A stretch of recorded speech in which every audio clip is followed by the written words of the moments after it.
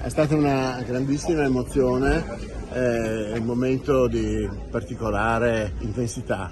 Ricordare un mio collega e grande amico con cui abbiamo lavorato per anni per affermare la legalità, per combattere la delinquenza organizzata. È stata una perdita tanto improvvisa quanto dolorosa. Il suo ricordo resterà indelebile nel Veneto, soprattutto perché fu lui a condurre dall'inizio alla fine la più grande indagine sulla criminalità organizzata.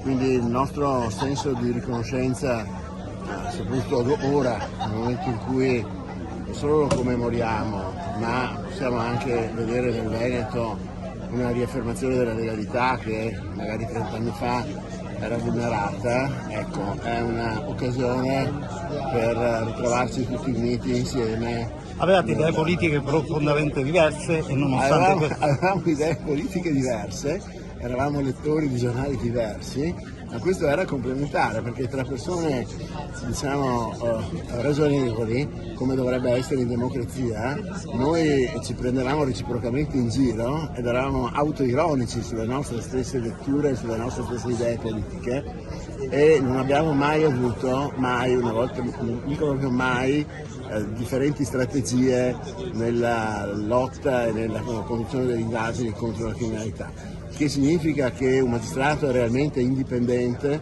quando non solo non si lascia condizionare dalle sue idee politiche o dalle sue letture, ma quando è dentro di sé attento a un solo obiettivo, che è quello di applicare la legge. Signori?